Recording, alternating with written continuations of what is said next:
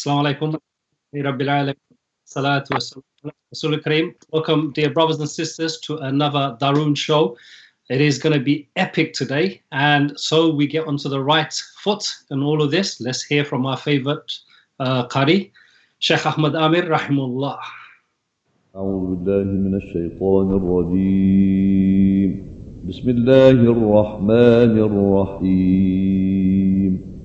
من جاء بالحسنة فله عشر أمثالها ومن جاء بالسيئة فلا يجزى إلا مثلها وهم لا يظلمون.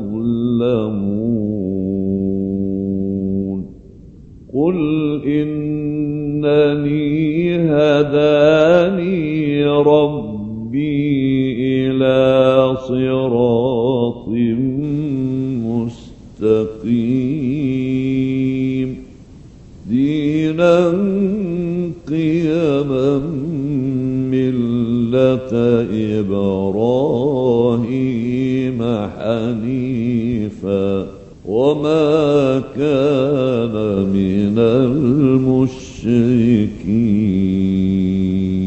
قل إن صلاتي ونسكي ومحياي ومماتي لله رب العالمين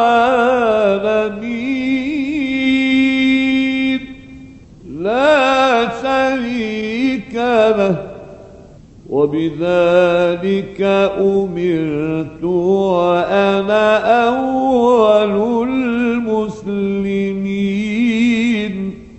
قل إن صلاتي ونسكي ومحياي ومماتي لله رب العالمين لا شريك له وبذلك أمرت وأنا أول المسلمين. قل أغير الله أبغي ربا وهو رب كل شيء ولا تكسب كل نفس إلا عليها ولا تزر وازرة وزر أخرى ثم إلى ربكم مرجعكم فينبئكم بما كنتم فيه تختلفون. وهو الذي جعلكم خلائف الأرض ورفع بعضكم فوق بعض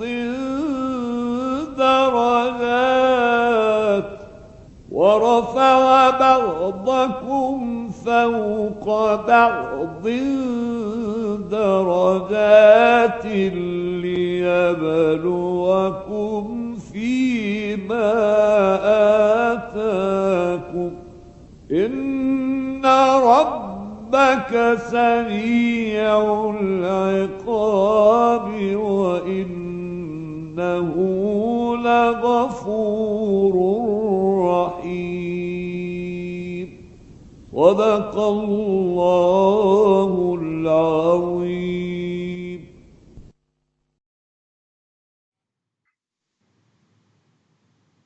Assalamu alaikum. Rabbil alamin. Salatu wassalamu ala Rasul Kareem. Amma ba'd. Welcome to another Daroon show with me, Captain Caveman. Assalamu alaikum wa rahmatullah. Me, the Daroonist Mac. Assalamu alaikum, everyone, and me, Abdul. Okay, welcome, brothers and sisters, to our show. Couple of things to get out of the way. First of all, is that today was the deadline for us to actually shave our hair if you had reached the target. And I am really, really, really pleased to say you didn't reach the target. Allahu Akbar. Alhamdulillah. MashaAllah. MashaAllah. So we get to keep our hair. Jazakumullah khair. Well, then again, by the time we finish the show, if you reach the target, we lose. But there we go. I seriously don't think you're going to achieve that. So anyway, that's fine. Kalam, do you want to do some honors, maybe read some messages and give people the numbers to call?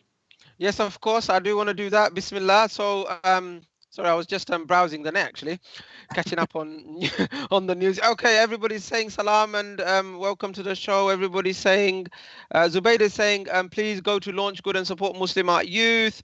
Tahir is saying salam, and Abdul Mu'min Yahya is also watching. So the number to dial if you want to speak to us is 0208123450. This is going to be a fantastic show, inshallah. So please. What's coming up, we have. But before we go anywhere, brothers and sisters, we have to discuss a very important event that happened. And some of you may have missed it because it was around Asr time and maybe you were busy, I don't know, just sleeping or actually reciting Quran or preparing iftar. And you might have missed the speech by our Prime Minister. But don't worry. Okay, we've captured it and we're going to play this for you now. This is what the Prime Minister had to say, and inshallah we're going to discuss it, and we want to hear your comments too. So Prime Minister, take it away. Don't go to work, go to work. Don't take public transport, go to work, don't go to work. Stay indoors. If you can work from home, go to work. Don't go to work. Go outside, don't go outside. And then we will or won't do something or other. I mean, I've never actually heard the Prime Minister be so clear. I mean, I am 100% clear on what to do. Is that not the case for you, brothers? What are you talking about, clear? What's so clear about what he's saying? Yeah, he's spot on, mate. You know what I mean? He thinks everyone is a buffoon like him as well. Yeah, well, are you clear on that one? It's as clear as mud on a muddy night, in the fog with. Like when a blind man's trying to find his way home. That's how clear it is, bro. Listen, you lot, yeah. you just... Don't go to it. Don't sit down. Yeah. Can I go and see my mum? You don't understand English. I'm sorry. Like you need to go back to your country, right? You don't understand English. All right, the Prime Minister made it absolutely clear. He said you should work from home. No, he didn't say that. No, he didn't say that. He said go to work. He said go to work. Excuse me. Let me have the say. The Prime Minister said you should work from home if you can, and only go to work if you must. What's not clear about that? If you must, what's the must? Oh, come on. Now, see, that's what I'm saying. You need to go back to your home countries, right? Look. Yeah. Okay. All right. Look, and the BME community are more vulnerable at more risk here, right? So now on the streets... He's covered that. He said also we need to stress that anyone who can't work from home, for instance, those in construction or manufacturing, should be actively encouraging to go to work. Now, that he's not picking on BME, it's not his fault. What I'm saying, the BME community are at high risk. So now, what are you going to do when you go to your park and you see a BME person? You're going to run away from them. There you go again. He's saying, let me repeat. So work from home if you can, but you should go to work if you can't work from home. Right? Yeah, but we go to the park. We can go and sit in the park and have a sunbathe now as well. No, but how are you supposed to go to work if you're not supposed to use the public transport? And see, it's just again, like you guys forget, you got two legs, right? You got two legs, walk, or you can take a bike, or you can drive, right? Yeah. There's so many ways of getting to work, but you all have to hate on the Prime Minister. He's clear. Look. This is what Boris has said. Boris has said, I've told you now. I've saying it for a while. You heard it from me now, yeah? If anything happens, you get COVID-19, don't sue the government. That's what he's also saying He's even said to ensure you're safe at work, he's working to establish new guidance for employers to make the workplace COVID safe. No, exactly. So he said, like the way we made the NHS COVID safe. So, right? So what he's saying is absolutely. What he's saying is go to work from tomorrow. If you can't work from home, then try to go to work. And when you get to work, observe the social distancing, and we'll give you guidance. But after you're dead, essentially, because you'll have caught it, you'll have died, and then the guidance will come out. Just to be even more clear, he's saying, and from this Wednesday, and I'm literally quoting Boris Johnson, and he's saying, and from this Wednesday, we want to encourage people to take more and even unlimited amounts of outdoor exercise. Look how caring we've been doing that. I mean, you lot are sitting at home getting fat, right? And he's giving you now more time and more opportunities to lose that fat by going out there and exercising. And he's not a Scrooge. He's not a Scrooge. He said you can sit in the sun in your local park.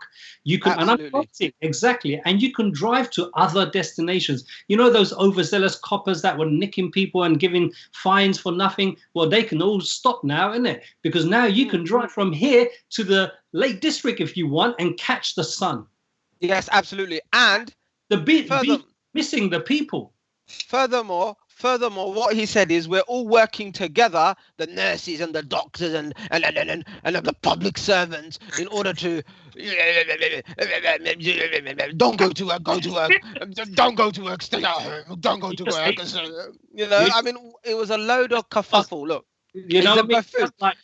That's a disability, and you're just taking a mickey out of a disability there. I mean, Boris, if he's stuttering and Boris is a buffoon. Look, what we needed is clear cut leadership. Look, if it means that we need to stay at home for another month or two in order to ensure that a second surge doesn't happen, he should have had the courage and the leadership to say, look.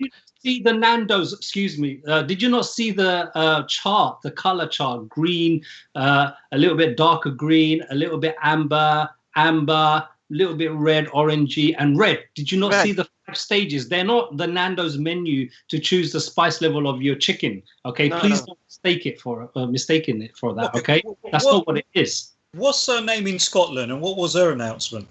She said, we're doing nothing like Boris. She's like, you know what, Boris, you can go jump off Land's End, because we're keeping it as it is. We don't want any more Scots to die. No, this is what it is.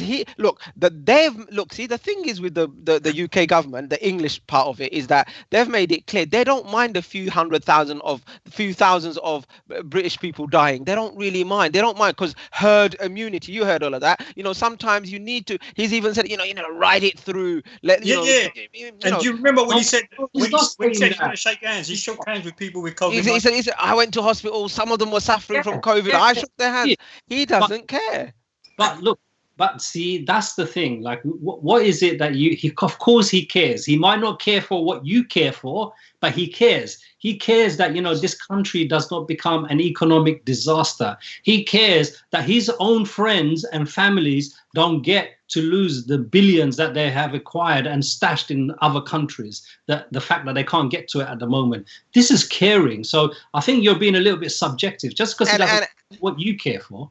And he's concerned about the shutters down in the shops, but then he said, like, the hospitality industry, the restaurants, they're not going to open for another couple of months. So what's he talking? He's talking about at the earliest by June the 1st, which is after half term, right? He said, this is exactly his words. We believe we may be in a position to begin the phased reopening of shops and to get primary pupils back into school in stages, beginning with reception, year 1 and year 6. Like, this is how you get back to normality. It's a staged process. I mean, the fact that, there might not be any teachers and the school might not be safe, and year 6 and reception and year 1 don't need to even be there, is neither here or there. But it is starting kind of getting back to the normality. And also, he said, you were talking about restaurants and things like that. By July, subject to the peri-peri, sorry, not the Nando's chart, by the government's kind of alert chart, the state alert chart.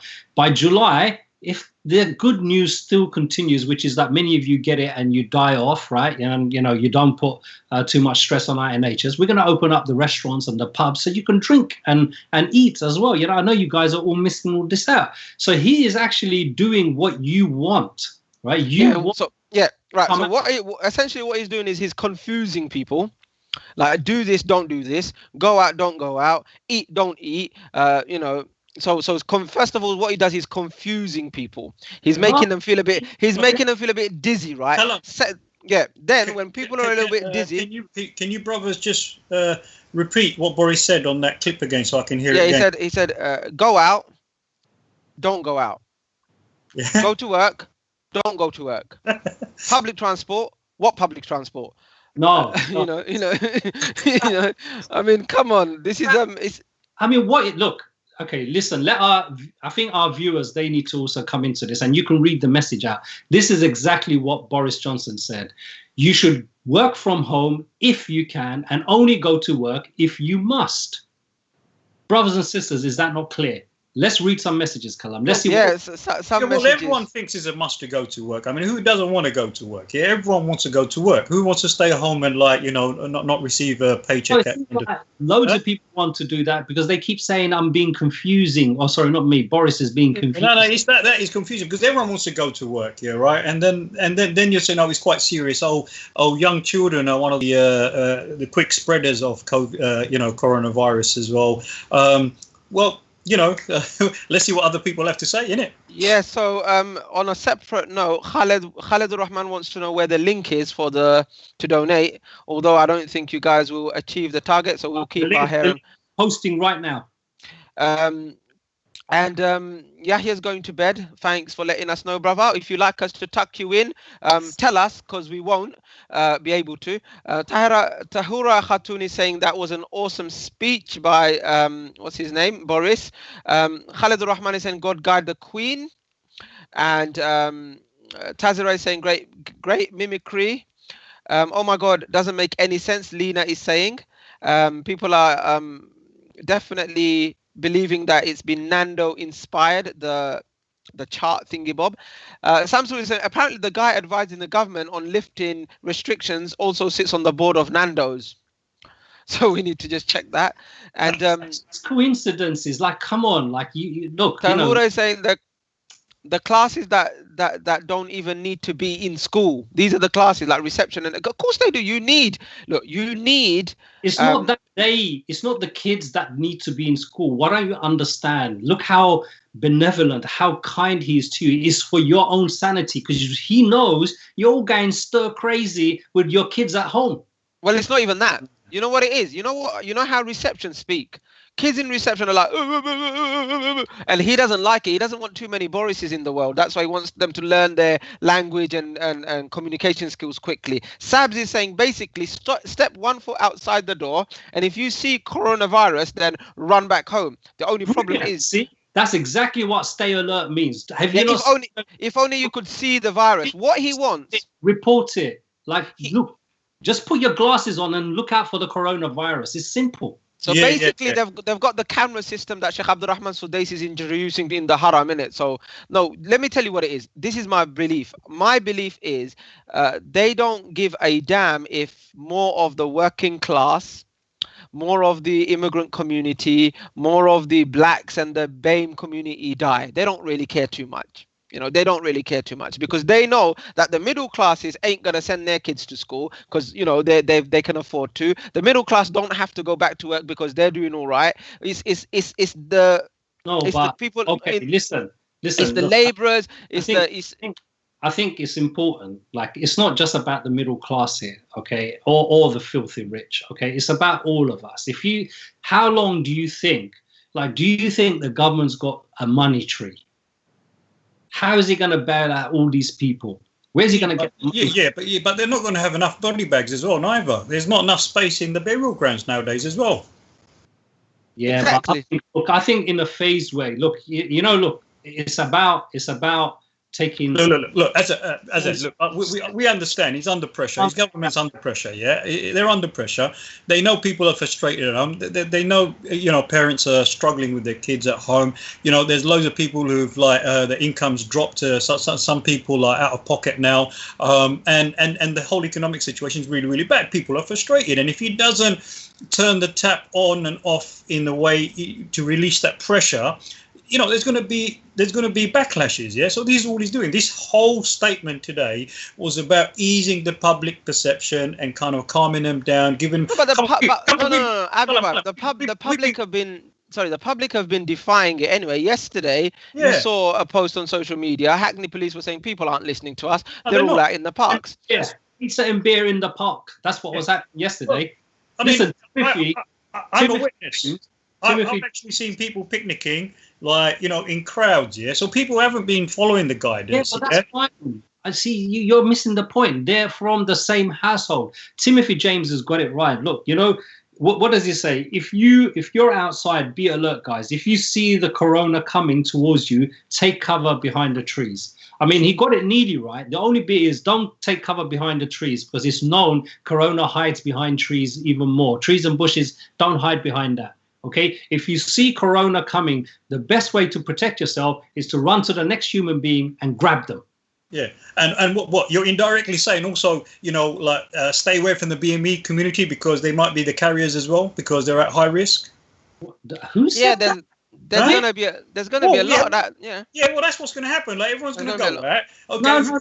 Which community is gonna be the one that's mostly carrying then? Yeah, they're not going to go to restaurants that are run by blacks or Asians. They're going to jump on the buses or the taxis that are facilitated because that's the narrative now. Oh my God, 50% of them die. They're going to spread.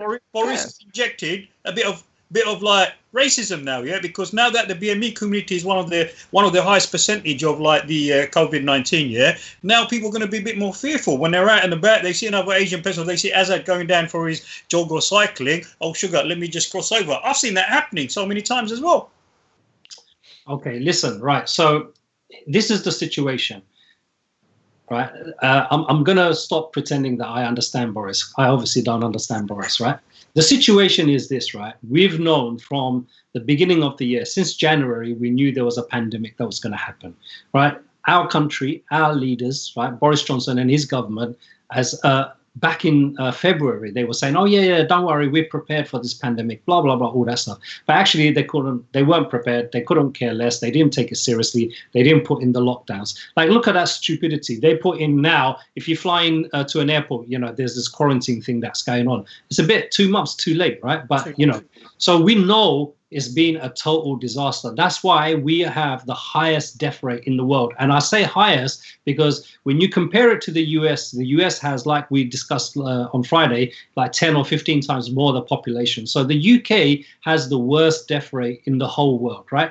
That is pure and simple down to the way this government handled it. And all Boris is doing with this stay home, go out, if you must, do this, do that, is he's abdicating responsibility from the government and putting it on to the adults. And it's actually a really clever trick because if you now challenge it, what he's going to turn around and say is, wait a minute, you're going against what the British public want, okay? You're saying the British public are too thick to understand. To themselves saves, right? So we're listening to the public, and all he's doing is focusing on staying in power. When it comes to the next elections and all of that kind of stuff, they're going to play what say, we listened to you, we did what you said, blah, blah, blah, all of that kind of stuff, right? So herd mentality is herd immunity. Do you know what herd mentality is? It's people who follow like lemmings, like sheep, a few unquestionably particular direction without any understanding of what the hell's going on or where they're going. And that is what's happening here. And he's just making sure that the Conservative government does not get the blame for what's to happen. And then you can't sue them as well. You can't sue the government. No, you can't. Because but the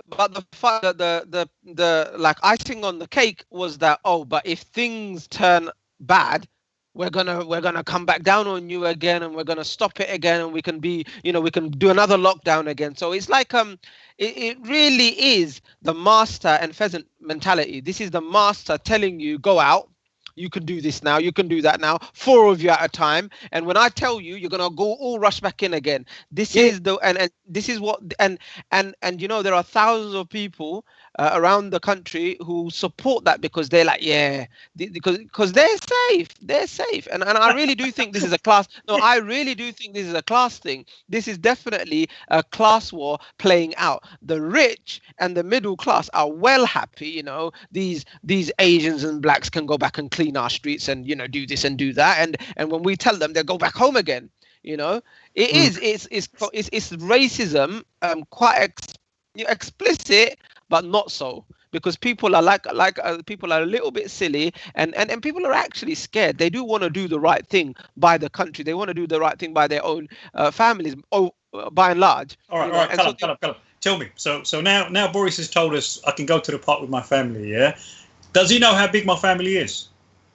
Well, if it's anything bigger than 4, we don't give a damn, brother. You sacrifice the 2 of them. If you're a family of 6, you do what you need to do to make it a family of 4, because you can go out as long as it's 4 people.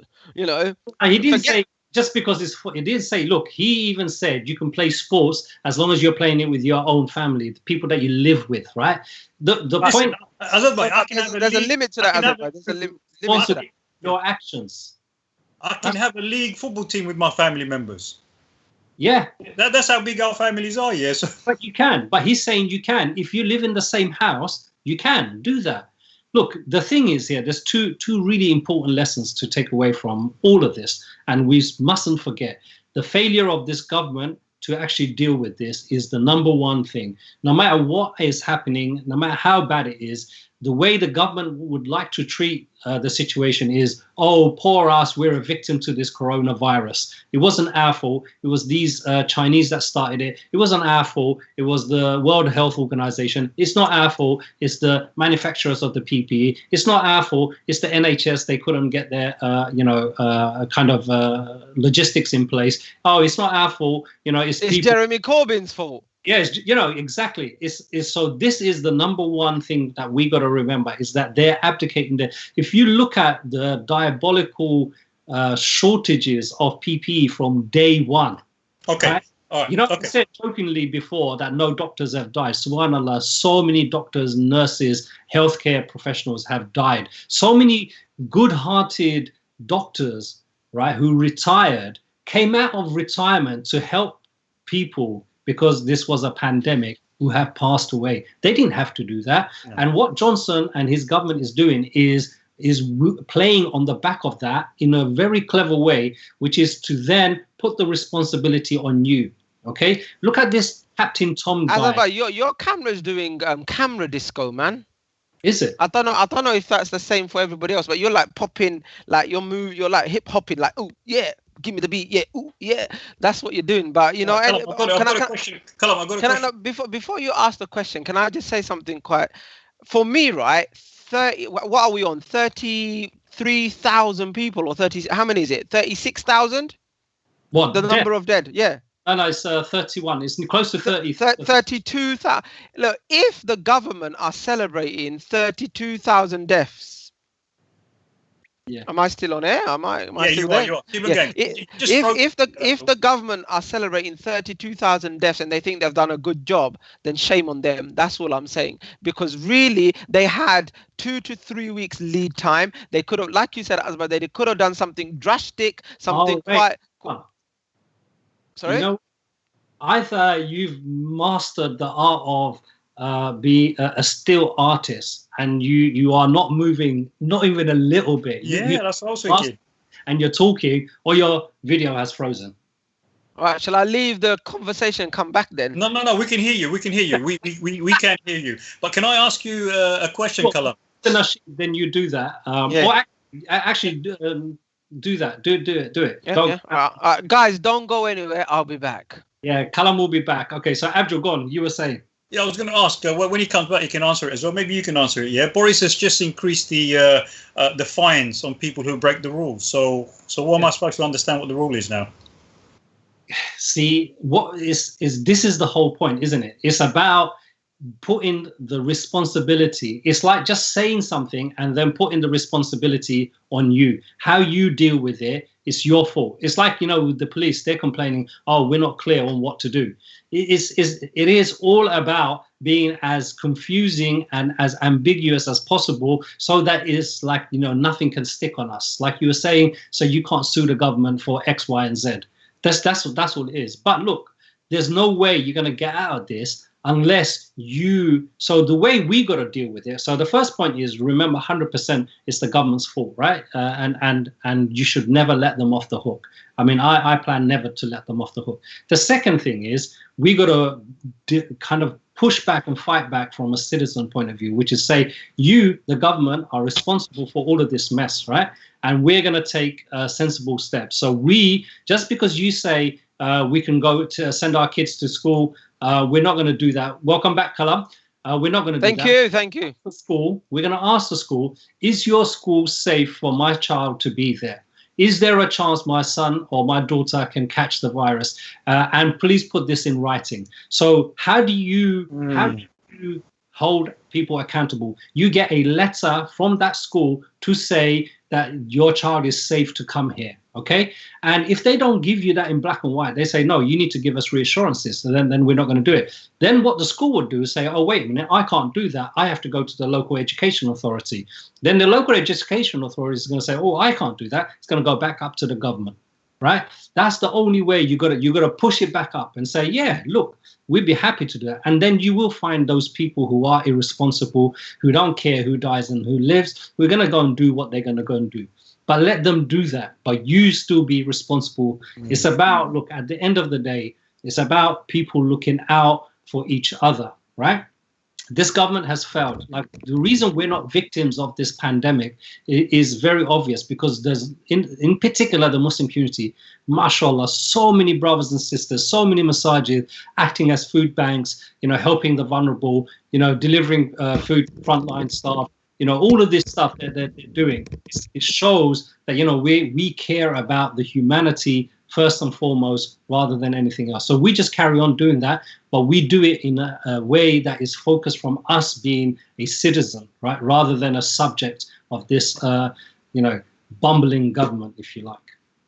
Okay, so let me read some text messages, guys. Yeah, Umara is saying, so stay away from Asians is kind of the message that's coming out, and blacks actually. Umara, so she reckons there's a bit of racism, agrees to that. Zubaida reckons it's 100% a class war. Now Sabs does write her essays, doesn't she?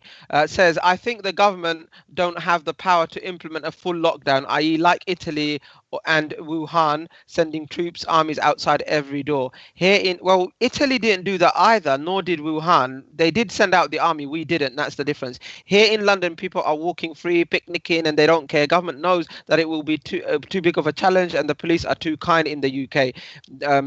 Are they? They don't have full control. They are implementing a herd immunity, letting the virus pass through. In the second wave gets worse, then it is when we are still in trouble. She says, I do like Boris for trying his best, but he needs to fully recover first. Okay, brothers and sisters, let's hear more of your views about this. Do you think, will you be, those people who are teachers, tell us, are you going to go to work if you're asked to? Those people that got kids, are you going to send your kids to school? We want to hear what you think. What are you going to do?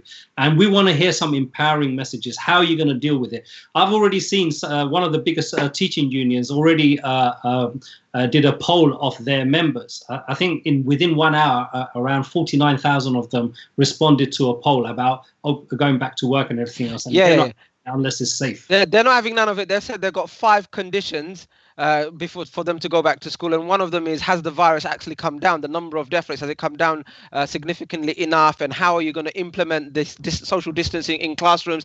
There's a really funny WhatsApp message going around where the teacher is pulling her hair out, and there are kids in class, one sneezing on the other one, one's taking off his mask, one's running around spitting. I mean, that's exactly what's going to happen in school. You send your reception in year 1 to school, and that's exactly what's going to happen. So I would not risk anything right now. What this whole episode has taught us is that the power of the collective.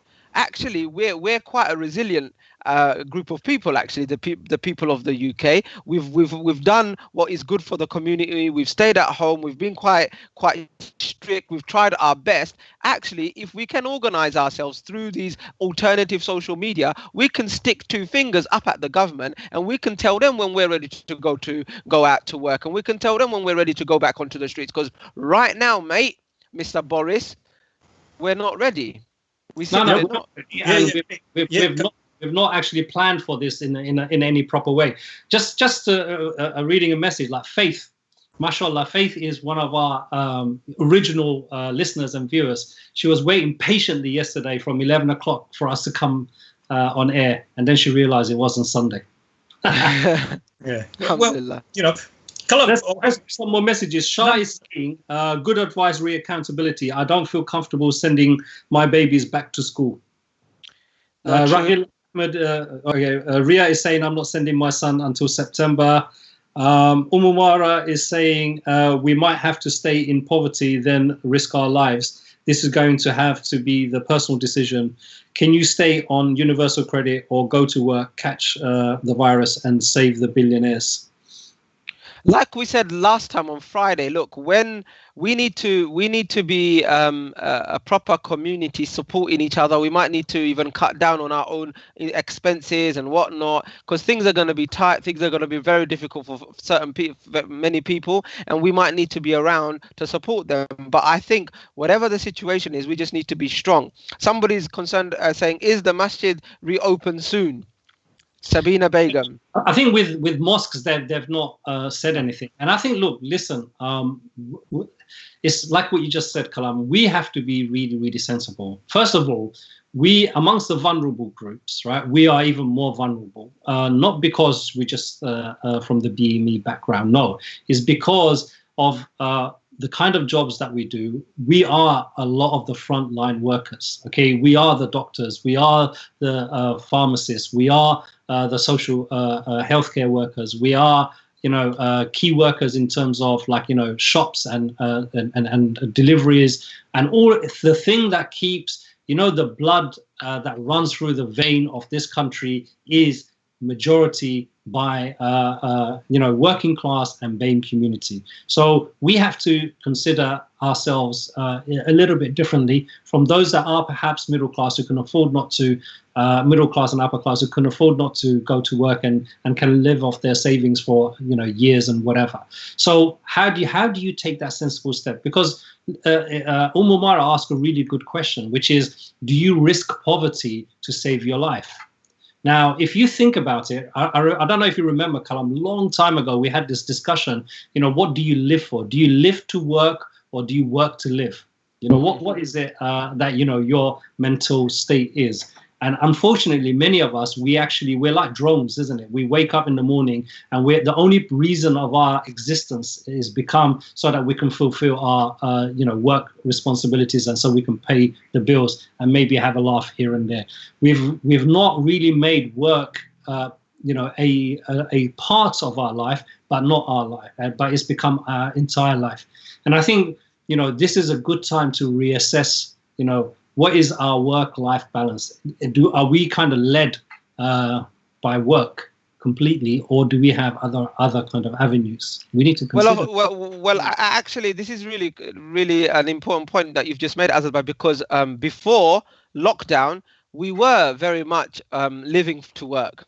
To be honest, if we're honest, the majority of us, what we were doing, we're waking up early, getting the kids to school, getting ourselves ready, going to work, working, maybe doing a little bit of overtime, and then coming home, getting the kids to bed, going to bed, and then waking up to go to work. So that was essentially what our life it was. But I think we've found through this lockdown that there's much more to life, there's much more to family, there's much more to our personal well-being as well. And I think how can we carry that forward and make it an intrinsic and important part of our lives when we do have to go back to work, and not let work dictate our lives so much? That's the question. Okay, let's do some messages, Kalam. Yes, of course. There's a lot of messages. So Khalid Rahman is saying, yes, Kalambai, organize. See, that's his key word. Khalid loves the word organize. We need to organize. Zar Ahmed is saying 2 fingers in chips to my 2 fingers comment.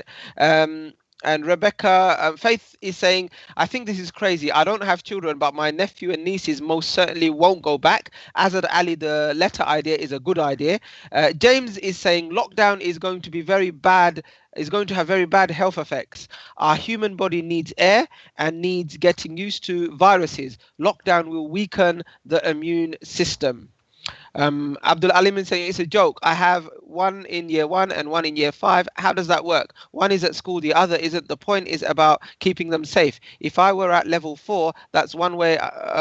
That's one way. I don't know what he's saying there, to be honest. I can't read that. You know what? I'm not gonna read anymore. The point is about keeping safe. Yeah. If we if we are at a level 4, that's one away from critical. That's what he's saying. Surely level 2 before we even contemplate. So the point he's making is this is it's a good point.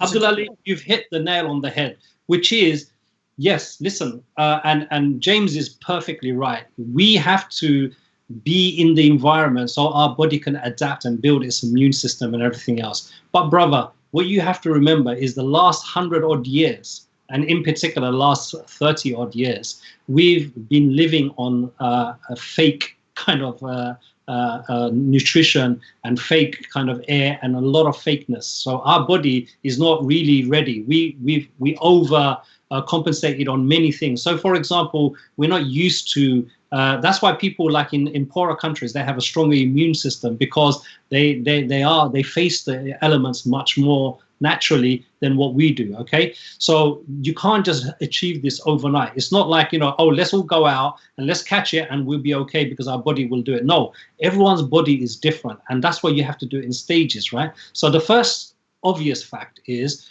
that most people that are dying are over 60. Right, so these people, and over 75, I think even more, right? So these people have been classed as the vulnerable, okay, from all backgrounds. So that means what they're saying is like it's not safe at all for these guys to go out. But that doesn't mean it's safe for you to go out, because if you live with them and you go out and you bring it home, then you've killed them, right?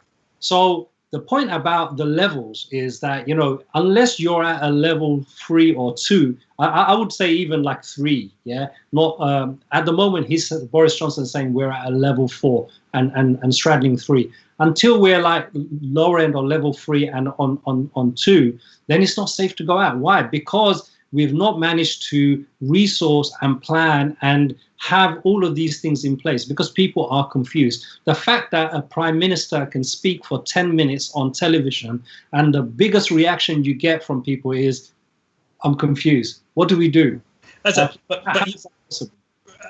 you could also remember, especially within the BME community, we have other health-related issues, and we hit the box in many things. Like, how many of us don't know people who've got diabetics? How many of us don't know people in our families who haven't got heart-related problems and that, So already, when it comes to poor health in the community, we have that. So on top of COVID-19, you've got the poor health that we've got. So therefore, it's more dangerous now as a community for us to actually take these kind of risky advice that end of the day they're not even sure, but they're covering themselves up because we can't really blame them, because they're making us make those decisions. I'm not a medical expert, and I'm definitely not taking those kind of risks. And I think all of us are placed in a difficult situation now. Now, you're going to be arguing, should we go to work or should we not go to work? Should we send our kids to work? Should we not go to work?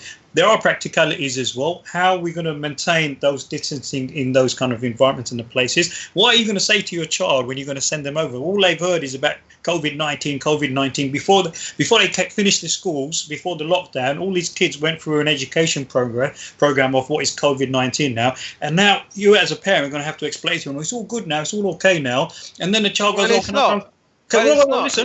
And then they're going to have to say, it's all right for you to go to school. But when the child says, can I go and see my grandma? Can I go and see my granddad now? Now you're going to have to say to them, no, you can't go there, yeah, because you're a carrier and you're going to spread it to your grandma and granddad.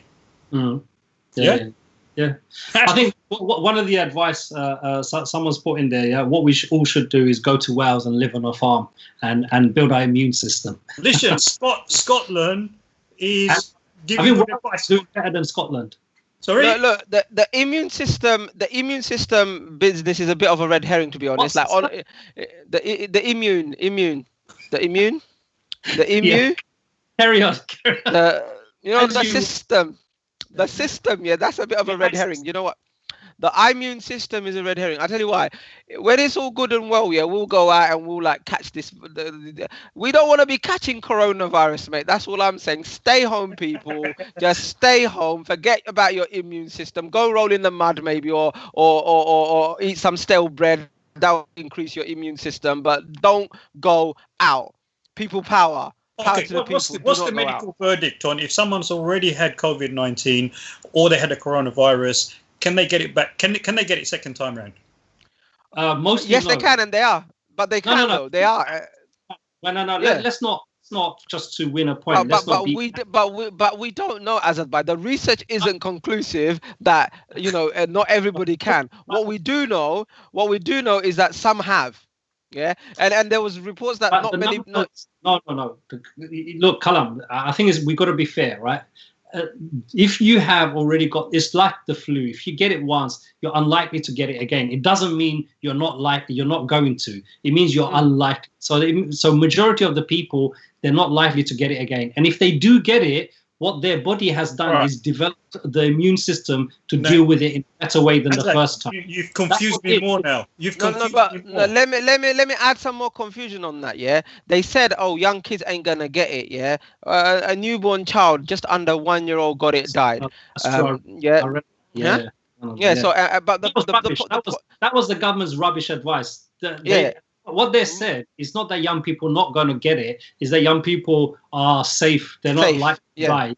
But we know that's rubbish. Look, yes, there are those that are at a higher risk. And then look at many of the people that have died. They never had any pre-existing condition. Do you get it? They didn't fit into people with diabetes. They didn't have respiratory disease. They didn't have kidney failures. They didn't have, all of this stuff they didn't have, but they still died. So it deals with people in different ways. But the other thing is we're treating it like a normal flu. It is not a normal flu. A normal flu, the worst you get is like fever and cold, and you're in bed for 2-3 days, and it's really horrible and it drains you and all of that kind of stuff. But it does not destroy your lungs. It causes pneumonia.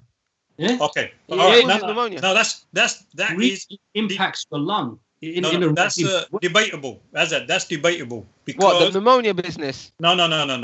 You're sounding like you don't only look like him, but you're sounding like Donald Trump tonight. What?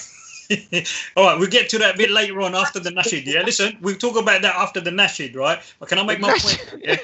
My point now, is before he disrupted me, yeah, right?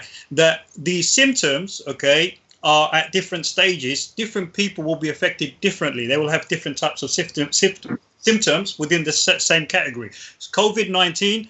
Coronavirus to COVID-19, yeah. When it attacks the lung, the symptoms is different because it's fighting the lung, yeah. But before that, people will get or can get the flu symptoms, the cough symptoms, and they'll probably get the mild ones. They've had it. So, for example, I think I've had it as well, yeah. So when I spoke to my friend who's a GP, he said, Abdul Bhai, you've got it. Yeah, that's what it is. So different people are going to get affected differently, and they're going to get through. Some people are not going to even feel it. It's going to be within them. They're not even going to know they had the symptoms. Yeah. So Yeah. I think it's not degrees though, isn't it? What the thing is, that's true of any illness. Like if you talk about the normal flu, that's true. Different people have it in different stages. Like alhamdulillah, with flu, I really rarely suffer with flu. Maybe I'll get a cold. Maximum it takes me out is a day, right? But I know some people it takes them out for a week and they're bedridden. Okay. That's true for any type of disease. But just to be fair in our discussion, because we shouldn't exaggerate. We can only go by things that we do know. That's true. There's a lot of anomalies here. So like one of the facts is the COVID-19 strand is also common flu. No, it's changing. Mutating. Yeah, it's mutating. Teenage mutant. You know, it started off as Teenage Mutant Hero Turtle, and then it mutated into Teenage Mutant Ninja Turtle. Now, the Hero Turtles were badass, but the Teenage Mutant Ninja Turtles were worse, man. The Ninja Turtles could kick the Mutant Turtles and whatnot. So this coronavirus COVID-19 business, yeah, all I'm saying is kids are dying. The elderly are dying. People with no history of anything else are dying. Lungs are collapsing. Doctors are dying. Nurses are dying. Undertakers are dying. Why risk it, Boris? Listen, just to be, and the other important point, which Saima Iqbal is actually mentioned on there, which is there's no cure for this. So with most of the other illnesses, we have some form of cure that deals with it. So with the flu and flu. We've known that for the last 6 weeks. No, we've known that since the beginning of the year that there's no cure. So look, let's just put the whole thing into perspective, right? 2 months into the pandemic here in the UK. And remember, brothers and sisters, if you look at the chart between us and Italy, it's a 2-week gap. We're already we're ahead. And we're already ahead of Italy. Can I just say, we couldn't beat them in the football.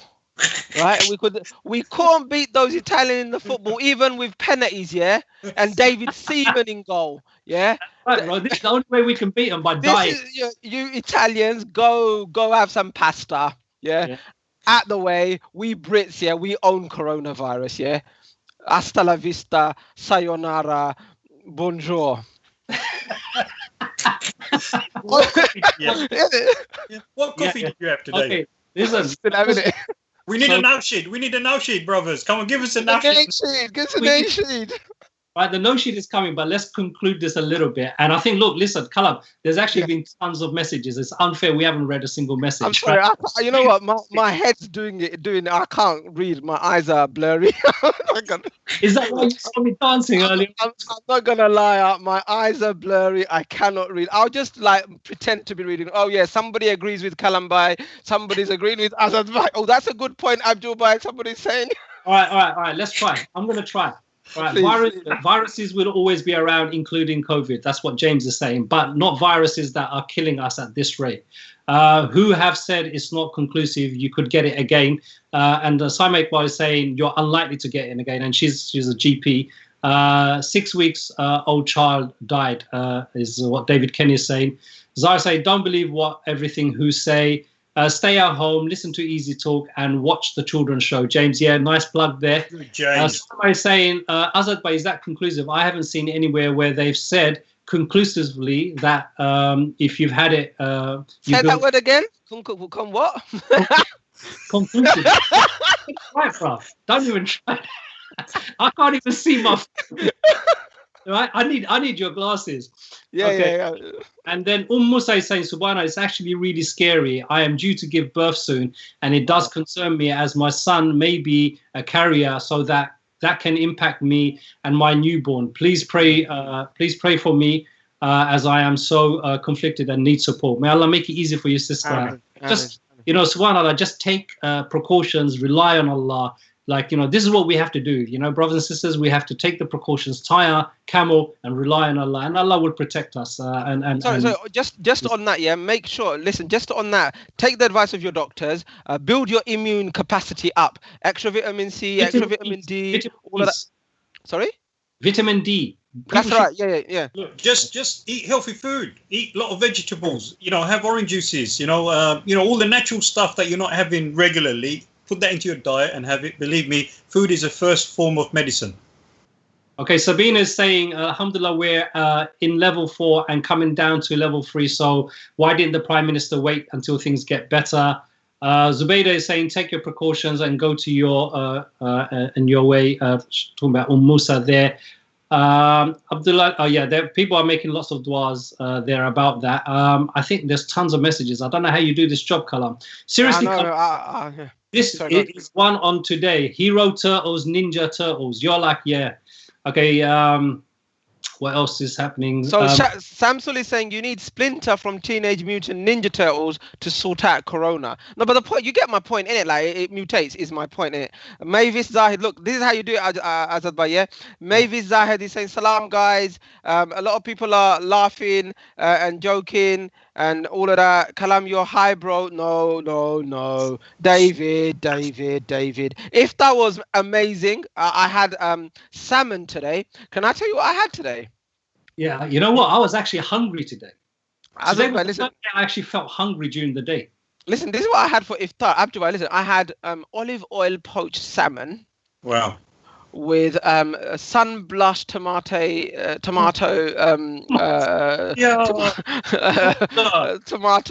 salad. What do you call it, man? Tomato. Listen, you are a common East End boy. Just because you moved that into the bloody suburbs. Basically, boy Rodney.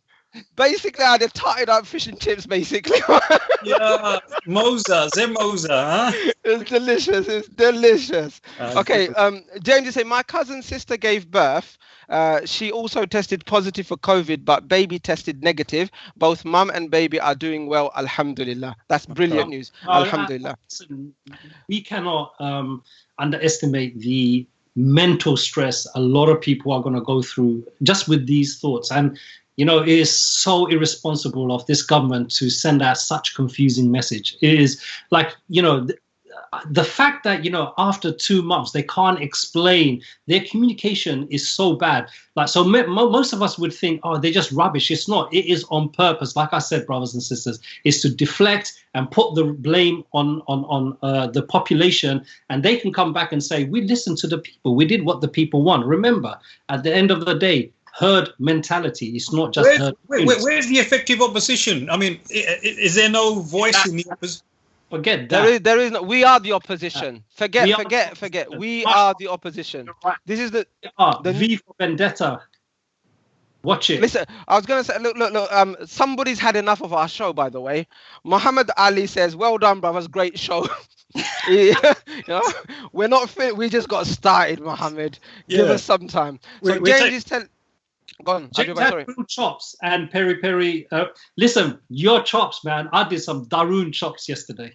MashaAllah. I posted it on social media. I might put it on our Insta. Have a look. Brothers and sisters, do follow us on Insta. It's at Daroon Show. Do like our Facebook page as well, going through. Okay, listen, we've been talking for nearly an hour. It is time for a Daroon show. Okay? And this nasheed is going to set the tone for our next discussion. And I'm sure you can guess. I want to hear in the comment section, like when you hear the nasheed, what is it that we're going to talk about? Something specific to Ramadan. Over to you.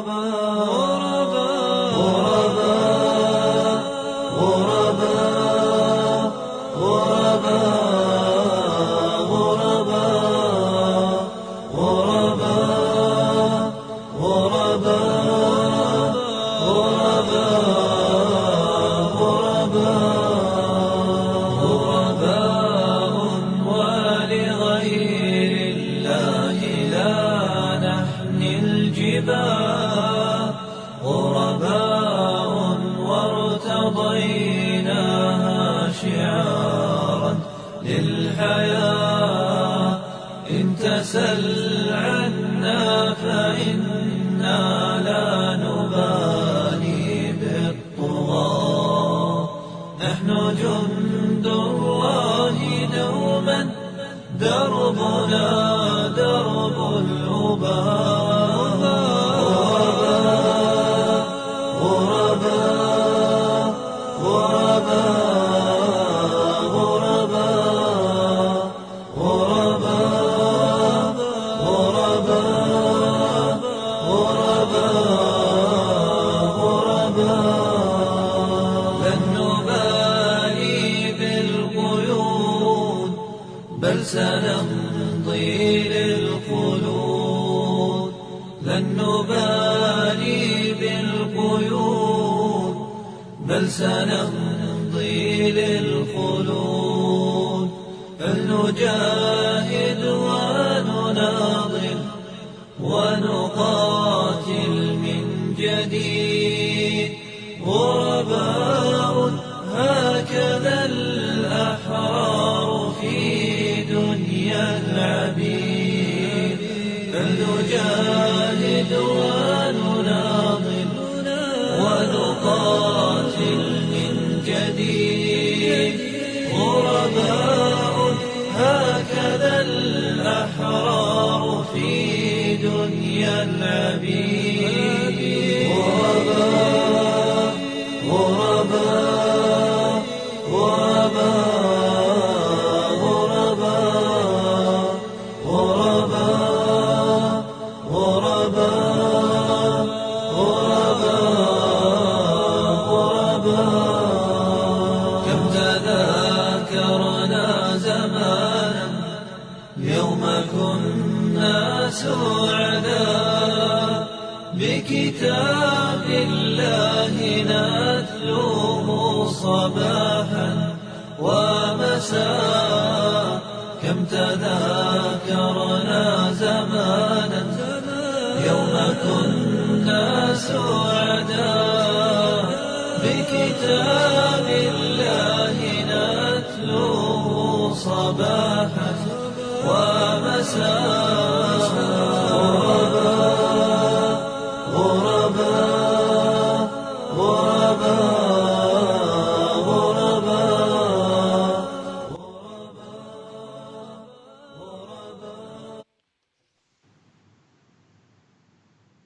Assalamu alaikum wa rahmatullah. Right, I've had my paracetamol and I'm all about Paris Saint-Germain right now. So going straight into the text messages, we have Umara saying, when I was watching Boris and his spinned speech, I was thinking, what would Kalambai say about this? Well, I think it's a load of cobblers. Mumina is saying children are dying, young children, immune system is not the same as elder children. So why is it that younger children are going to school first? And then we've got Fools and Horses Classic, and subtitles are hilarious. V for Vendetta is that on Netflix? Is Faith is asking. It might not be on Netflix, but if you Google it, I'm sure you'll find it on some platform. And Abdul, you didn't put the book's link up, the book that you said you would. Sorry, I'll do that. Yeah, I'll actually send you a copy. I found a copy.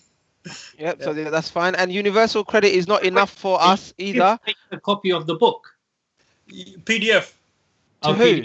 Right, Who are you going to send it to? All right, I'll send you on the link. We'll post the PDF. Where are we going to post it? On our Facebook? Yeah, we'll put it on the Facebook, and then I'll try and I'll find a way to do it. Yeah, if not, I'll give it to you. You guys can do it. All right, sorry. All right, come on. Yeah, so universal credit is not enough for us. Either we get more money or I need to go back to work. That's from James.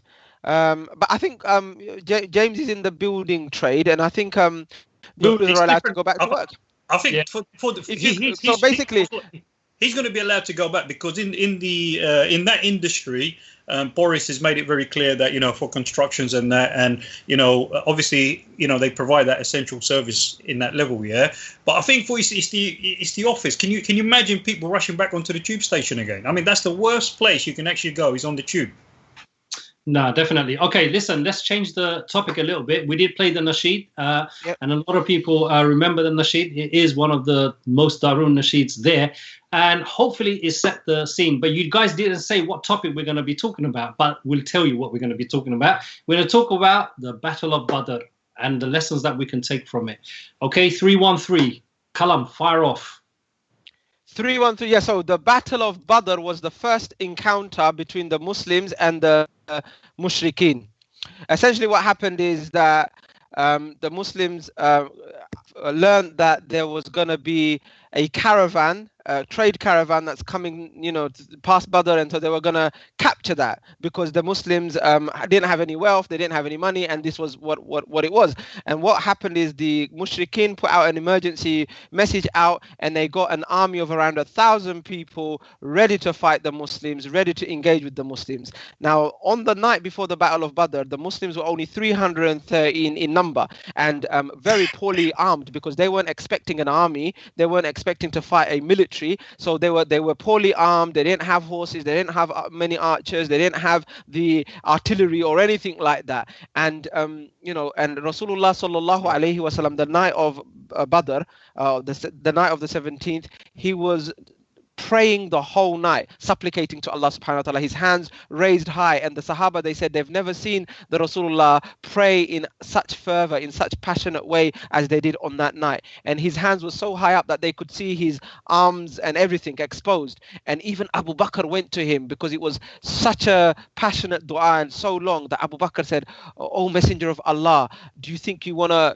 calm it down a little bit, And Rasulullah sallallahu alaihi wasallam said, look, if the Muslims are not victorious in this battle, then I believe that Islam will be extinguished and there won't be one believer able to worship Allah subhanahu wa ta'ala. It is that serious. So they call it Yawmul Furqan. The Battle of Badr is called the day of distinction, of distinguishing between Islam and Kufr. Yeah, so the Mushrikeen came and they were ready to battle, and the Muslims engaged them in battle, and ultimately, cutting a long story short, the Muslims were victorious by the will of Allah subhanahu wa ta'ala. The Muslims gave a right walloping upon the Quraysh. They ran away from the battlefield. They left everything behind and they ran away. And actually, they were in such disarray that the Muslims were able to capture around 70 odd captives of war as well. So what that actually signified was that, alhamdulillah, the Muslims were a force to be reckoned with, that they're not to be messed around with, and in fact they are able to stand up against the superpower of their time, the military might of the Quraysh, and defeat them as well.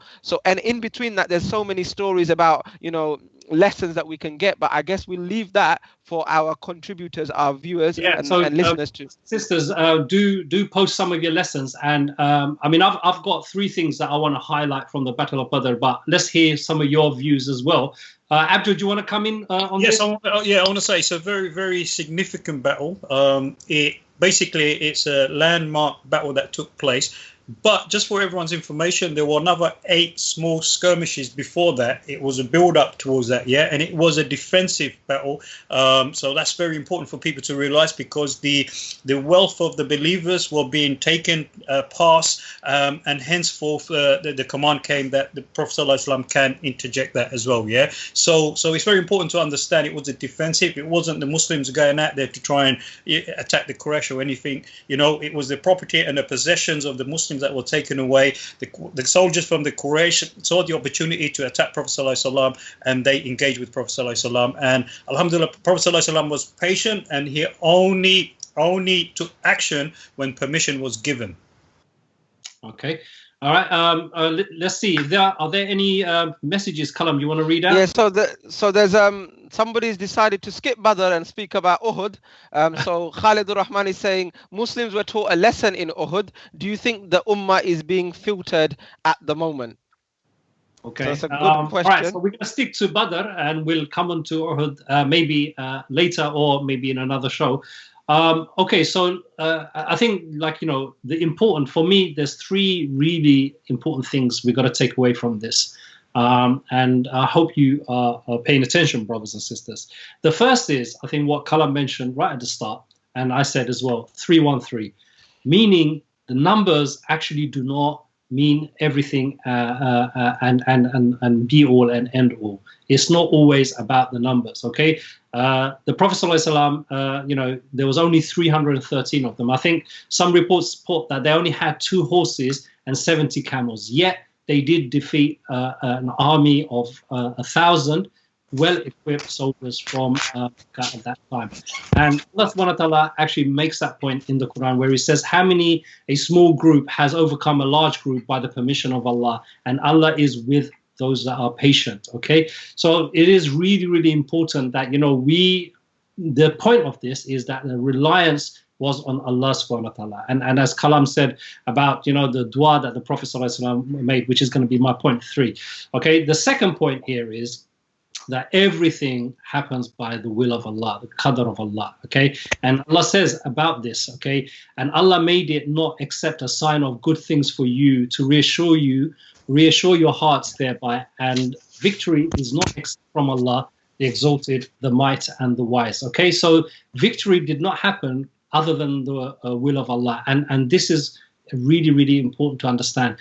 The first thing is what? We don't just think of numbers and think, oh my God, you know, be defeatist. No, if there is the right thing to do, even if we are the only person that's going to do that right thing, like, for example, challenging injustice and things like that, then we still do that, okay? We do that. And the second thing is we remember that the victory and our kind of success will only come from Allah. It's not in our hands. It is only in the hands of Allah subhanahu wa ta'ala. And the third thing is don't underestimate the dua and the power of making dua. Okay, the Prophet ﷺ said, what did he say? Oh Lord, if we are defeated, you will not be worshipped at all on this earth. Right, such a powerful dua, and that's what the Prophet ﷺ made to Allah subhanahu wa ta'ala. So these three are the key things that, you know, we need to take away. And I think one of the overall lessons here is that the way the Sahaba kind of, like you mentioned that, you know, there was skirmishes before, there was a discussion, but once they came and to making that, they did the shura and everything, once they made that decision, they stuck to it, they did not falter. And this is important. Like, as a Muslim community, many times we discuss, we make decisions, we do shura and everything else, and when we embark on doing the action, and then what do? Halfway through, we change our minds. Okay, something distract us, and when by that we never complete anything, and this is actually a bad sign. Okay, that the doubts are put in by shaitan and everything else. We got to do our best. It doesn't mean we kind of are blind to, you know, the changing conditions and things like that. That's not what I mean. I mean, if we made, like, for example, we think at the moment, most of the country thinks anyway, this government is doing an injustice to its people. It is actually poor management and everything else. That is an understanding that should not change. Now we decide, okay, how are we going to challenge this government and all of the injustices that it's done? We will pick a particular way to do it. What we need to do is carry that through.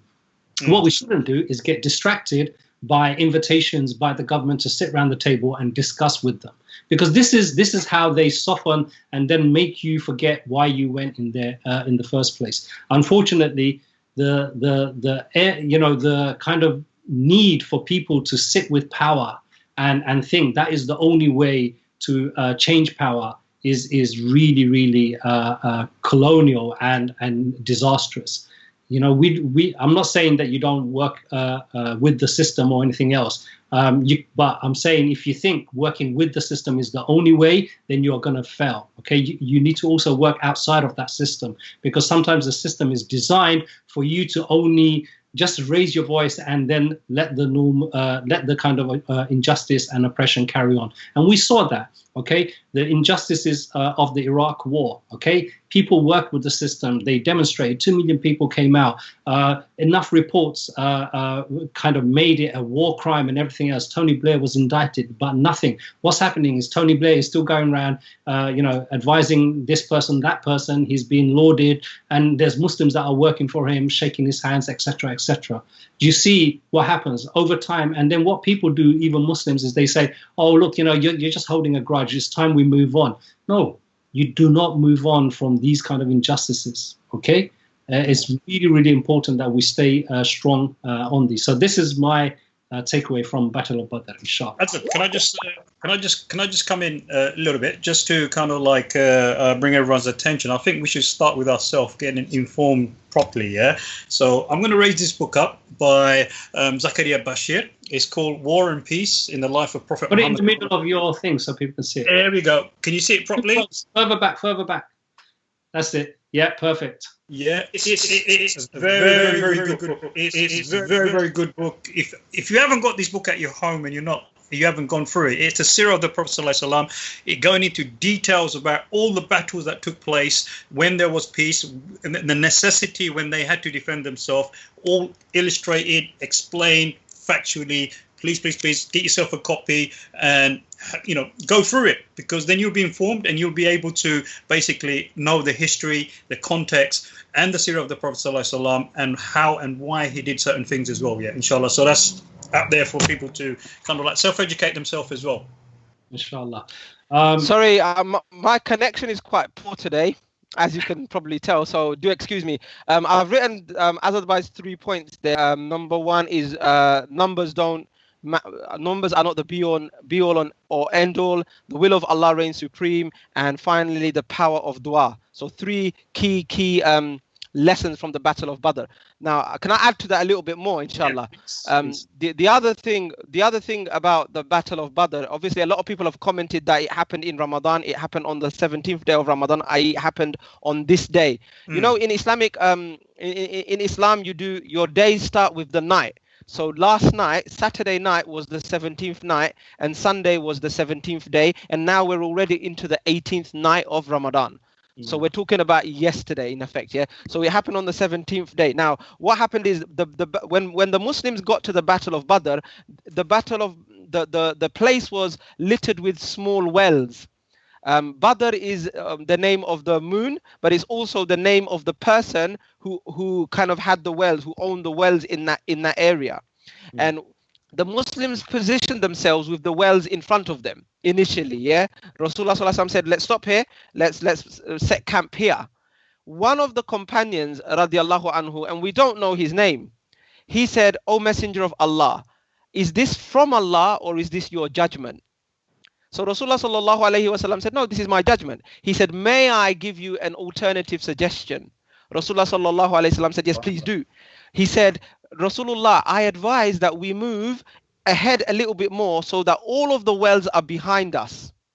And therefore, what we do is we block up all of the wells and we keep 1 or 2 for ourselves. Therefore, when the enemy arrive, they have no access to water. We control the water, and we are then in an advantageous position." So Rasulullah Sallallahu Alaihi Wasallam said, "This sounds like a fantastic idea. We'll go with that." So the lesson here is, even the Messenger of Allah takes expert knowledge. He values expertise, he values strategic planning, he values knowledge. So if somebody has knowledge, if somebody knows, you should go to them and you should benefit from them and you should take their knowledge. So that's number 1, right? Number 2 lesson is that the Sahaba radiallahu anhuma, because they came out wanting to engage the caravan, remember? But it so happened that Allah wanted the battle to happen. And in the Quran, Allah says, and they didn't want the battle, i.e. the Quraysh. You didn't want it either, but Allah wanted it. So sometimes Allah wants something, even if you don't want it, but as Muslims, you embrace it. Whatever situation you find yourself in, it might be uncomfortable, it might be difficult, it might be tear-jerking, it may be, the most devastating, but know that Allah has put you in there, and there's a solution, and there's a barakah, and there's a reason. And as Muslims, you embrace it, you accept it, and you translate that into ubudiyah, into servitude to Allah subhanahu wa ta'ala. So the Muslims didn't want the battle, and they're lining up, and they know that this is gonna be tough. They know many of them are gonna die, because you're confronting 1,000 of the strongest army that this is the Quraysh. These are noble. This is not like some next man. These are the Quraysh, war ready people. So one of the Sahaba, Rasulullah is actually putting everybody in the place. He is on it. Right, he's putting everybody in place. He knows where everybody needs to be, and so he's asked them all to straighten their lines. This is just before the battle. He's asked them to straighten their lines, and so everybody's straight. And then there's this one Sahaba who's not straight. right? And so Rasulullah sallallahu alaihi wasallam goes up to him and says, why haven't you straightened your line for? You know, why are you not straight? And then he pokes the Prophet of Allah with his arrow or his bow, right? And yeah, so this is like an open act of defiance, right? Wow. So the Sahaba are a little bit upset, and Rasulullah said, why did you do this? And everybody's saying, Ya Rasulullah, you have to take retribution with him, right? So the Sahaba said, oh Messenger of Allah, where I struck you, you have to strike me. Right, where I strike you, you have to strike me. And so everybody's a bit perplexed. And then he said, and then the Sahaba said, oh Messenger of Allah, I only did this not to disobey you, not to be not to, like, you know, go against your command, but I did this so that you could touch me, and the last thing in this dunya that I feel is your Mubarak hands and your Mubarak body, because he knew that he's gonna die. So it shows you about the love of the Prophet of Allah that the Sahaba radiallahu anhuma had. And the final thing I just want to say on this point is that the people of the Battle of Badr, as somebody said there, angels joined to support the Muslims in the battle. And the people of the Battle of Badr were so famous and so recognized. Even during the time of the Prophet, they had a title called Badriyun. So whoever participated in the Battle of Badr, they were known as Al-Badriyun. And so once Rasulullah was talking to Jibril, and he was asking about, he was talking to Jibril, like chatting with Jibril, yeah, chilling with Jibril. And Rasulullah is saying, so tell me about the angels. He said, yes, what do you want to know? He said, the angels of the Battle of Badr, are they similar in status to the other angels, or are they special? So Jibril said, what are the humans of the Battle of Badr? Are they different or are they the same? Rasulullah said, no, they are special. They are a rank above everybody else. And Jibril said, well, the angels of the Battle of Badr, O Messenger of Allah, they are a rank above the rest of the angels. This again, so what this shows is like how important Badr was, how virtuous it was, that even the angels got a degree higher in their status simply because by participating in the Battle of Badr. Why was it so important? Because it was a test of Iman. It was the very first test of Iman. And we have our Badrs. That's the point I want to make, that we in our lives will have our Badrs, our test of our Iman, our test of our loyalty, our test of our commitment, and our test of our love for Allah. And when those tests come, are we going to be there in the front line, standing straight, defending our corner, or are we going to give up? That's the question.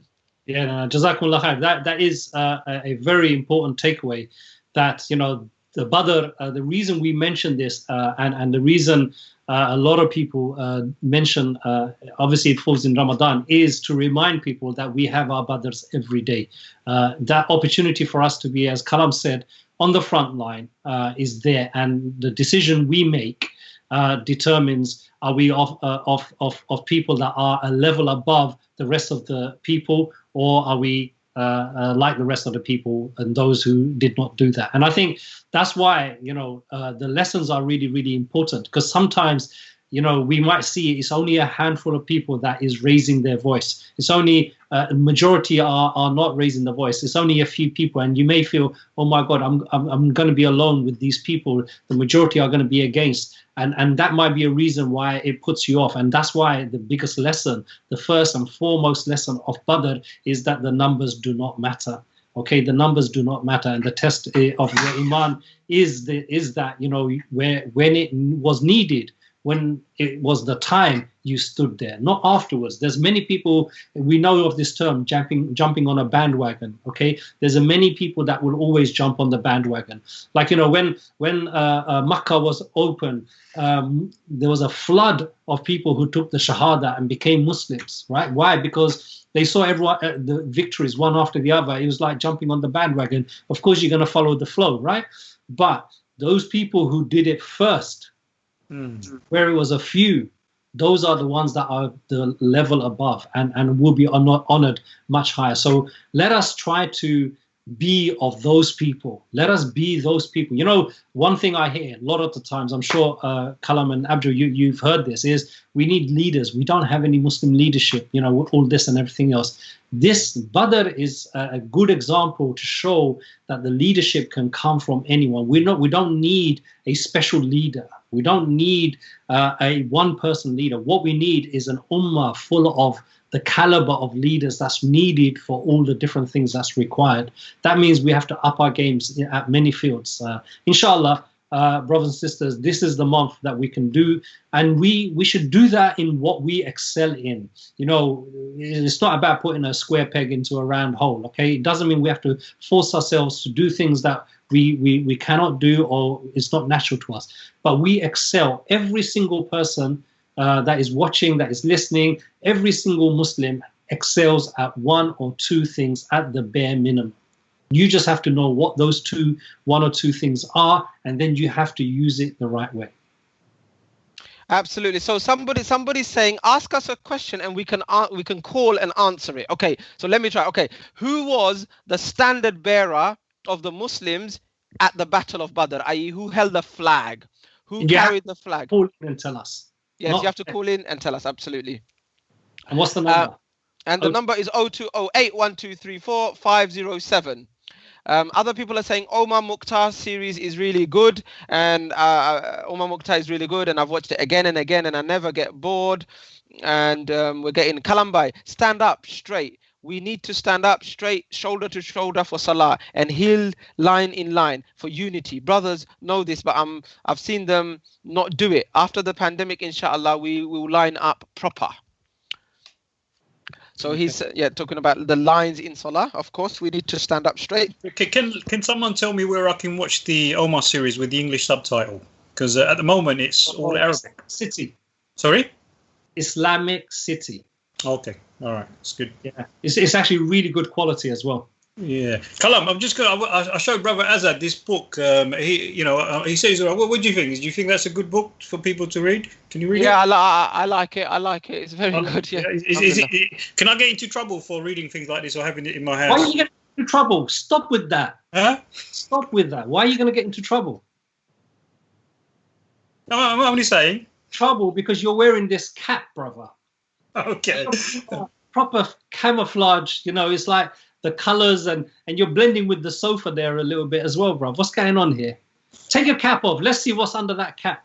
No, take it off. Take it off, brother. There's a lot of danger in that. Take it. Have you cut your hair? You've cut it. No, I haven't cut it yet. It's just all over the shop. Yeah, so I found a solution, which is my cap.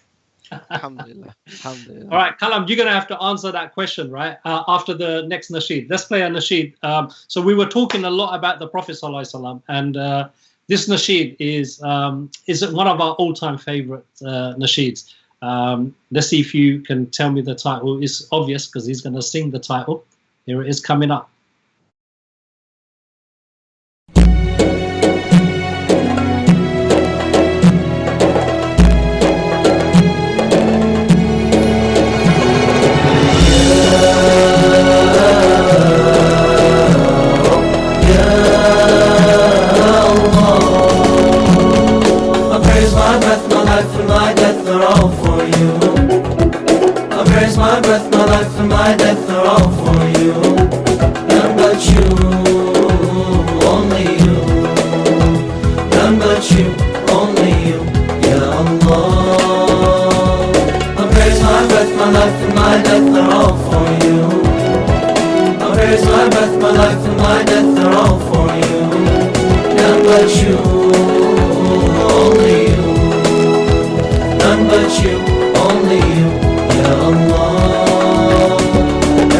I live, every penny I give is just for you.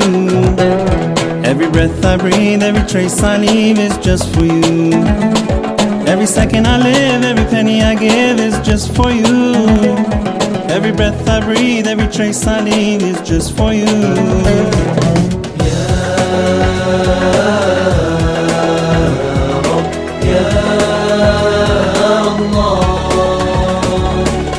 My breath, my life, and my death are all for you. My prayers, praise, my breath, my life, and my death are all for you. None but you, only you. None but you, only you, Ya Allah. In all my fears, in all my tears, I'm calling you. In all my shame, in all my pain, I'm calling you. In all my fears, in all my tears, I'm calling you. In all my shame, in all my pain, I'm calling you.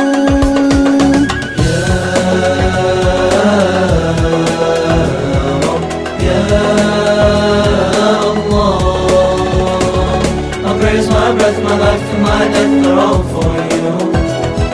I praise my breath, my life. Assalamu alaikum wa rahmatullah and welcome back. I hope you enjoyed that nasheed. We had a little bit of technical problems, i.e. the producer played the wrong nasheed, but never you mind. Alhamdulillah. Okay, we had a caller, so I think the caller's online. Assalamu alaikum, caller. Well, Islam, how are you? Alhamdulillah, we're very well. How are you, sir? Alhamdulillah. What's your name and where are you calling from? My name's Khalid. I'm from Docklands. Khalid from Docklands, welcome to are you the organized Khalid? Let's get organized. Yeah, that's me. Alhamdulillah. Oh, mashallah, mashallah. You know what? How old are you, brother? I'm too old. You're too old. Have you done your degree? Yeah. Oh, mashallah, do another one on organization. Listen, Kalam, he's calling up to answer the question. Yeah, answer I the question. get paid. I should get paid to do a degree. Do you? No, I don't. But I should. I should get paid to do a degree. You should, yeah, absolutely. So, what you've called to answer the question, right? Yes. So the question was, who was the flag bearer of the Muslims at the Battle of Badr? Musab ibn Umair radhiyallahu anhu. Mus'ab. Sorry, what was it? Musab ibn Umair. MashaAllah, excellent. Alhamdulillah. Allahu Akbar. Allahu Akbar. MashaAllah, yes, excellent. So tell us a little bit about Mus'ab. What do you know about him? He was a Sahabi, a young Sahabi. Mm-hmm. He came from a very affluent, luxurious life before Islam. After accepting Islam, he was stripped of all his comforts. Yep. And after he did his sacrifice, this Quranic ayah that some men are true to the, like, I don't know what's the exact word, promise or belief, and covenant, their promise. Yeah. So that verse was revealed about Musab ibn Umair. Did he die at the Battle of Badr? I think he was Shaheed, yeah. At the Badr? Or was it Uhud? Was it Uhud Uhud or Badr? I don't know. Yeah, he was made Shaheed at Uhud. Yep. Oh, yeah, okay. he was made Shaheed at Uhud. MashaAllah. Thank you very much, bro. Nice one. How are you doing anyway? How's your Ramadan? Barakallah. Alhamdulillah. Can't complain. Just want to make the most of it, inshallah. Inshallah. Jazakallah khair. All right, thank you. Jazakallah. Keep up the great work, brothers. Oh, that's excellent. And Khalid saying about Musab and his attributes, and the verse that is true, the sacrifice. I mean, this was one of the richest person. His clothes and everything is like blinging stuff. Basically, gave it all up.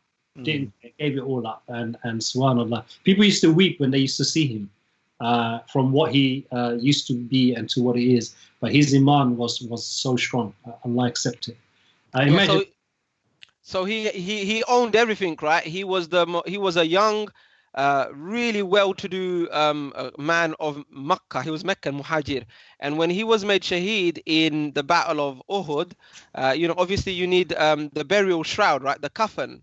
And they said about Musab ibn Umair that he spent everything in the way of Allah. He didn't have enough wealth for them to get a coffin for him. So the clothing that they could afford from him, if they covered the top part of his body, the bottom part of his body was exposed. And if they covered the bottom part, the top part of it was exposed. So the Muslims were forced to use the leaves of acacia trees to cover the bottom part of his body. Acacia trees, yeah. So again, how much sacrifice? Acacia, it's like tomato, brother. Tomatoes. There you go. Serious point, right? I couldn't help it. Anyway, listen, Kalam, Abjad was showing his book and everything else. I think all of us should show a book that we want everyone to read. So before we do, the fella with the cap looks like Brad Pitt in disguise. Yeah. So he doesn't look like Brad Pitt, but he's Brad Pitt in disguise. In disguise, yeah. Mashallah. I told you, bro. I'm maintaining this. That's what you got today. I'm maintaining this. The headphones, everything. You just look like one of those. It's just gonna break into freestyle. My program manager told me my earphones were not so good, so I'm just I'm using the laptop. They become neck warmers. Yeah. Okay, so brothers, so Abdul showed you a book, War and Peace, and as part of Battle of Badr, I have one book I think all of you should read. Okay, it's called. I don't know if you guys can see it. My Life with the Taliban. Okay, and it's does it have a chapter on the Battle of Badr? Does it? Yeah. Yes, no, you know why? This is a really, really important book. You know why? So Abdul Salam Zaif used to be a minister for the Taliban, and he was kidnapped and renditioned from Pakistan, taken to Guantanamo Bay, right? And he was basically tortured and all the horrible stuff that's happened there. Anyway, eventually he was freed, and you know what?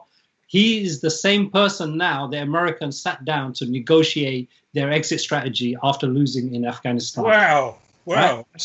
And the story here, a lot of people, they don't really understand, okay, what's going on in the Taliban. I'm telling you, brothers and sisters, you can get this book on the Cage website. So if you go to cage.ngo/shop, the book is there, and inshallah it'll be delivered to you. But what a lot of people don't understand is the human side of what happened at that time after the Soviets were defeated, what took place and how the Taliban came about and its importance and everything else. But look, brothers and sisters, do you remember what we were talking about going back? The reason I'm linking it to Badr is that, numbers, small numbers, the whole world was against the Taliban. The whole world, okay, led by America, was against the Taliban. They stood. They relied on Allah. If you remember some of the things at that time, Mullah Umar and others were saying, they were staying on a principle. Why did they attack? Taliban didn't do anything to America. Why did they attack Afghanistan? Because the Taliban will not give up Osama bin Laden without any proof. And even then they said, okay, you know what? Let's take it to a Muslim country and put him on trial there. Show us. And even to this day, there isn't, in the American courts, there isn't a case against Osama bin Laden, the evidence against him. It's just hilarious, that is. But the point being here is that a few people stood their grounds, and after 20 years, right, the whole world had to sit with the same people it tortured, it called terrorists and extremists, had to sit with them and shake their hands so they can get out of the country with their tails between their legs. So it's really, really important. And I think, brothers and sisters, read it, and the history, it will enrich you. And I'm telling you, it's actually one of those stories. It's like a biography, and it's really moving.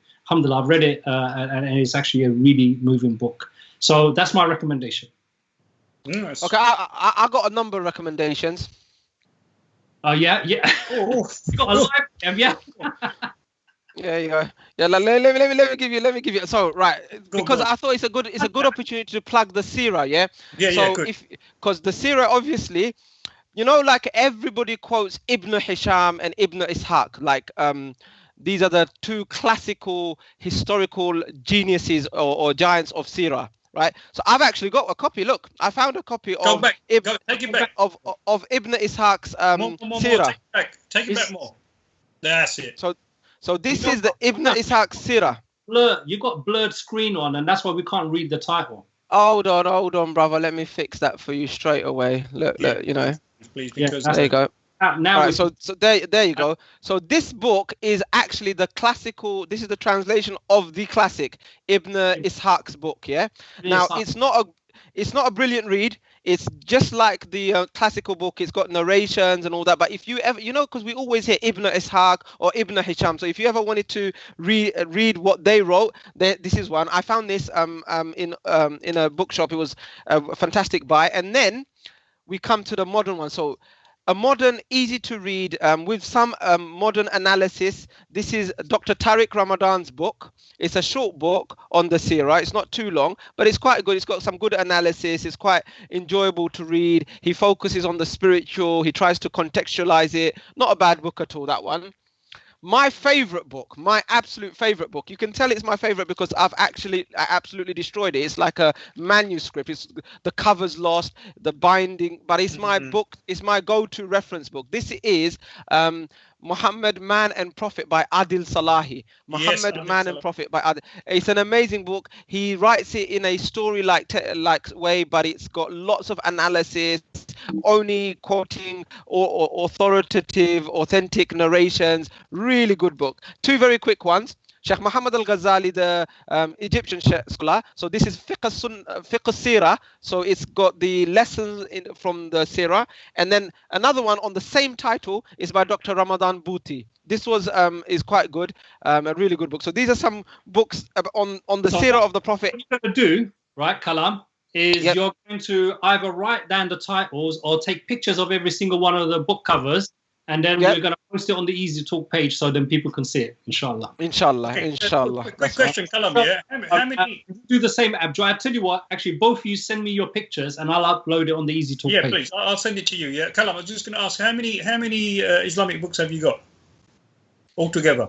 I've got quite a few. I personally believe, and I actually, Azad Bhai doesn't know this, or maybe that he does. But when I was a little kid, and Azad Bhai was a little bit younger. When I was a little kid, and he was a little bit younger, he inspired me to he came to a session at the Islamic Society, and he did a banging speech. And after that, I thought, you know what? Got to start practicing, got to start praying. His topic was about description of the people in the grave, punishment of the... Do you remember this, Azad Bhai? You did a speech at Tamlin's College, and he spoke about the punishment of the grave, and it left me thinking, damn, I should really start praying. So then the first thing I did was went to the Islamic Society prayer room, and they had a bookshop there. They had a library there, and I borrowed some books. And one of the brothers said, look, instead of borrowing books is good, but you should have your own library. You should try and make whether it's big or small. And I started back then. It's not a big library, but alhamdulillah, I've got a few shelves, and it's got what I try to do is theme it like Quran, Hadith, Sirah, history, fiqh, spirituality. So I've got a few few books. But my advice to everybody out there is start your own book library. Like, start small, but build it. But don't get another book until you've read the book that you've got. Otherwise. I think, also sometimes, it's hard for people to get into reading and things like that. And one of the good things I've seen is a lot of people start up small book clubs and reading groups. And, in this lockdown, one of the things you guys can do, I've seen other people do it. So, you can use Zoom for 40 minutes for free, but forget about Zoom. You can do on Skype or whatever. You can get a bunch of you, pick a book. So we've recommended some books today, right? What you do is every week, say we're going to read one chapter or 10 pages. And then you all read it, and then you all come online and you discuss what you read and everything else. And this way, you get different people's perspective on the books and everything else, and you encourage each other to actually finish the book. So it's something that we should continue after Ramadan. Obviously, a lot of people are going to be focused on the Quran and stuff like that at the moment. But, two really big things you get from reading books, right? One is obviously the knowledge that you wouldn't get anywhere else. And when you partner that in a group or with an ustad or a teacher, that level of knowledge becomes very, very foundational and strong for you going forward. The second thing, brothers and sisters, is it will help your vocabulary and your understanding and your delivery of the dawah. Because sometimes, we want to say things and we get lost for words or we use the wrong words and everything else. When you actually read different books, and that's why it's good to diversify your reading, then what you do is you hone in and you get a very good balanced way of delivering the dawah. And I think this is for me personally, I think these are the two most important things that I found about reading. I mean, I see it very simplistically. Yeah, when I was younger, I was very much into reading. I read a lot of books in that. Yeah, my wall, I've got so many books in my shelves, it's unbelievable. Yeah, but the question is, it's like some books are for references, so that when you want to know something and you've forgotten, you can go back and you can use those books as references. Then you got to have your Sirah books, because you must always go through the Sirah books as continuously as much as possible. Yeah, and then there are some really good books that like people have recommended, and you know, always when about 3 or 4 people recommend a book, I always try and get that book or kind of read it. Yeah, but for the last couple of years, maybe 10 years, I've not done a lot of reading. I've got to confess here, because I've really, because of being busy and so forth. And sometimes I look at my shelf and I say to myself, wow, I've got so many scholars staring at me, like from that bookshelf. Yeah, I've just, you know, I just found, I was going through my bookshelf and I actually saw Ibn Khaltoum's Muqaddamah in my shelf. Okay, I don't know if it's I don't know if it's still in print or what. Yeah, but it's such a classical book. I've got it. Yeah. Then I found really good classical Hanafi fiqh books as well that I never even knew I had it there on the shelf.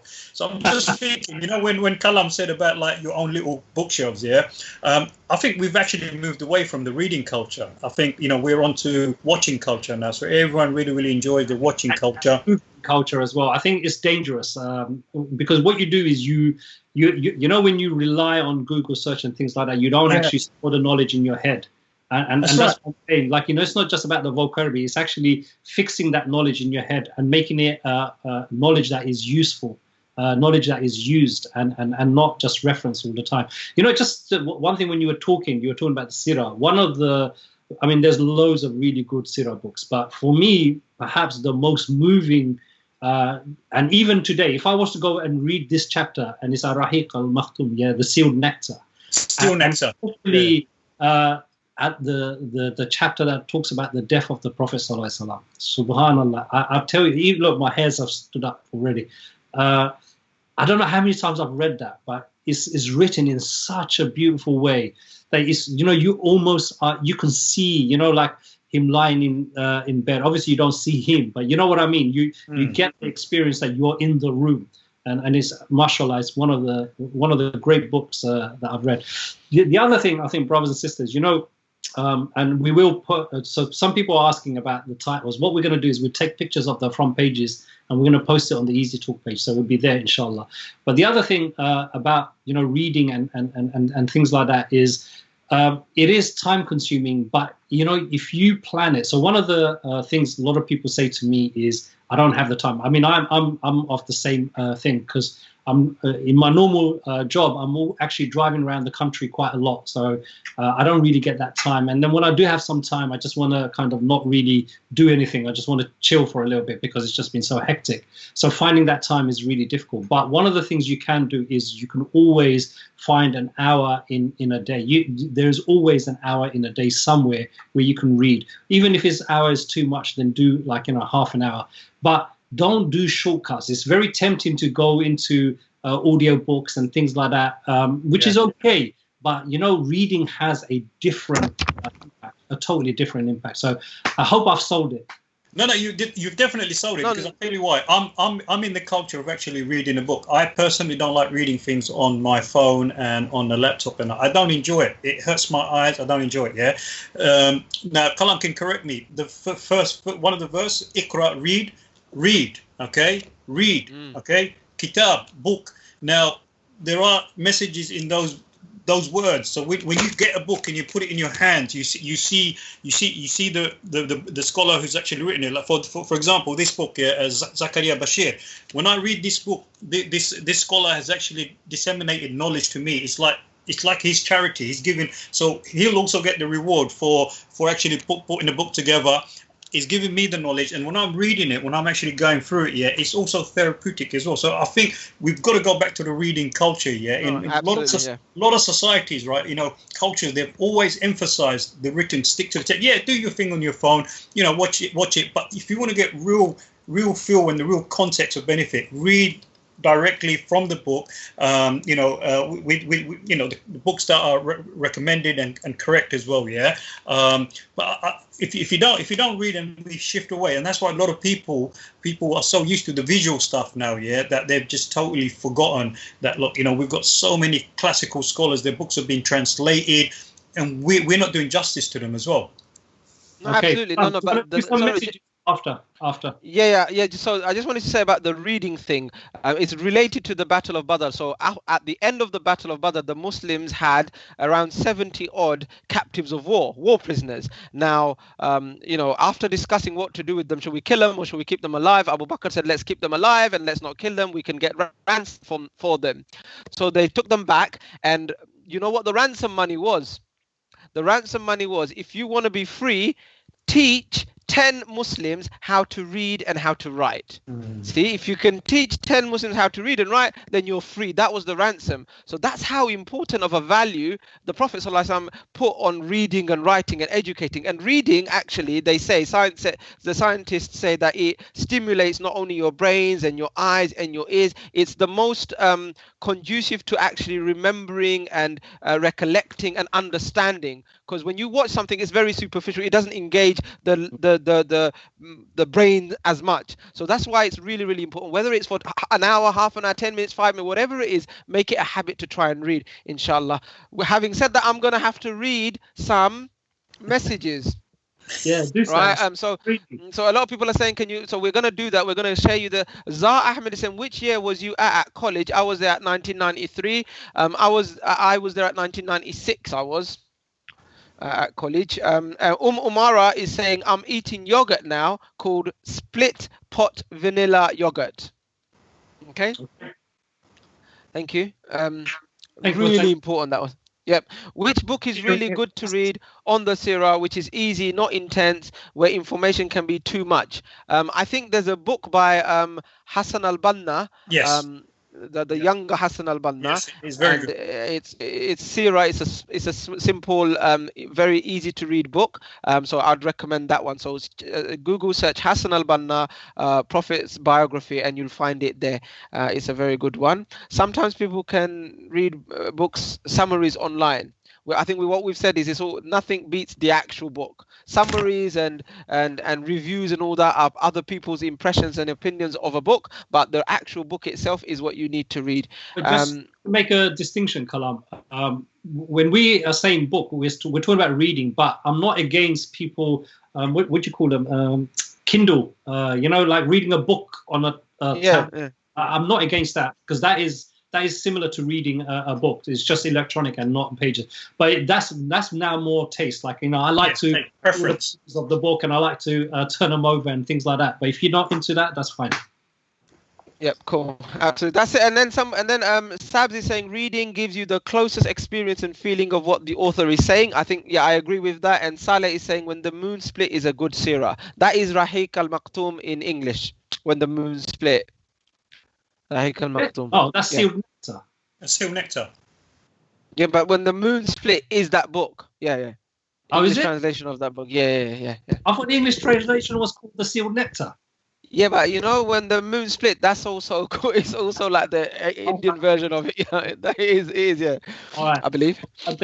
Okay, brothers and sisters. I think we've had a really engaging show, and I think it's time that we let you go. And Kalam is getting really, really tired. As you can see in the middle of the show, he had a wardrobe change. Yeah. What was that about? What did you spill? I got really hot. Because I knew you were going to start talking about Taliban, and then I just didn't want to be framed in a dome, man. You know what I'm saying? So I thought, all westernized. And, yeah. Paris Saint-Germain, je te Paris Saint-Germain, Paris, ole. I'm just doing that, to balance out the seriousness. Now given up on Liverpool. No. I'm just, still, You're just. If I take this off, it's Liverpool. Yeah. Alhamdulillah. Take this off and you see Liverpool, yeah? MashaAllah. All right, brothers and sisters, let's round up. So who wants to go first? Abdul, do you want any last word? Yeah, alhamdulillah, very good show. Alhamdulillah, we get to remind ourselves. And now that I've picked up this book and brought it down here, I've seen some chapters, and I think that's kind of tingled a little bit of my interest. So I might, in the next 20 minutes, kind of read one of the chapters, kind of tingles my interest now, yeah? So I think it's really, really good. People need to motivate each other, get the reading culture back on again. Just remember, whatever Boris has said, be smart, be intelligent, be mindful, be respectful to everyone, stay safe and make sure everyone else is safe as well, yeah. You're going to face your challenges now, because obviously some people are going to have to go back to work, some people are going to make these kind of decisions as well. Be informed. I'm sure all of our viewers out there are very sensible, inshallah, yeah, and make the most of the Ramadan, alhamdulillah, get that reading in and start preparing for the last 10 days, inshallah, and we will be back. I think the Daroon 3 will be back next week. It's going to be hard for us because it's going to be near odd nights, and also some of us are doing other activities and other shows as well, so we're going to have a bit of challenge, but let's see what happens. Yeah. What show is he doing? What show you doing, mate? You're not doing no shows. Next Friday and Sunday already booked. No, listen, we got some fundraisers coming up, yeah. So this all been planned and that. So I'm gonna find out what those dates are when they are. Just so it's not Friday and Sunday, isn't it? Yeah, I'll do my best, yeah. Oh dear, that's ominous. Inshallah. No, alhamdulillah, well, good show, alhamdulillah. I think I think to be absolutely honest, guys, today has been a struggle for me because I've got a banging headache and I'm got blurry vision. But you know what? We all do this, and you guys listen because we want to learn, we want to be better, and we want to make an impact to the people around us and to this world. What the Battle of Badr taught us is that few people can rock and change this world. It don't take too many numbers. What it takes is deep-rooted iman, absolute tawakkul, and love of Allah subhanahu wa ta'ala and his Rasul, and sacrifice. That's what it takes. So I think what we want to do is we want to be able to fill our jars up of taqwa, of tawakkul, of hubbillah wa rasulillah, and of sacrifice fi sabilillah. If we can fill these jars up, we need to sacrifice more. We need to love Allah and his Rasul more. We need to have more taqwa, and we need to rely on Allah more. If we can do that and ask Allah for these 3, 4 or 5 things, if we ask Allah for these 4 things or 5 things, and we work in the remaining days of Ramadan to acquire them, and we have a plan to continue outside of Ramadan, then we will be the change makers. We will create ripples of change that will have far-reaching impact, because Abu Bakr and Umar and Uthman and Ali, they were normal people before Islam. They were normal people. Mus'ab, they were normal people. Bilal, they were normal people. Khabbab ibn Arat, they were normal people.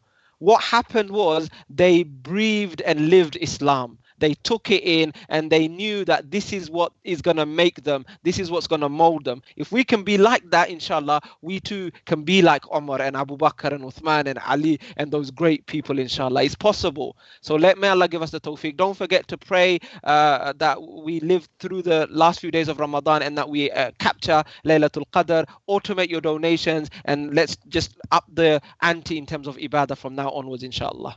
Inshallah. Jazakallah khair, brothers. I think, I agree. Alhamdulillah. Really enjoyed today. And I hope, brothers and sisters, you also enjoyed the show. Jazakumullah khair for watching. Just a couple of things I want to add to what they've said is just, one is there is, all of the Sahabas and everyone, they were all normal. But what distinguished them, what made them into the next level is that they were willing to step up when it was needed, not join the bandwagon. That's the difference. So we got to consider, are we the people that joins the bandwagon, or are we the people who creates the wagon and are the people who steps up at the right moment? So, that is the key lesson for me from Battle of Badr, that we all take away, that we step up at the right time when there is a need. And the second thing is just to, there is a lot of conflicting and confusing messages going on, and we may be all worried and everything else. But look, just take sensible precautions, okay? the more things you put in writing, always push back onto the authority and say, like, you know, if you get a letter from your school saying your children should come to school, write back to the letter to the school and say, can you guarantee the safety of my child? Because health and safety is still a law in this country, okay? So even the coronavirus bill might try to do away with many things, but we got to be the ones that are sensible. So take those sensible steps. Tie your camel, rely on Allah, and inshallah we'll see you next week. Next Friday, 11 o'clock. Assalamu alaikum. Assalamu alaikum. Assalamu alaikum.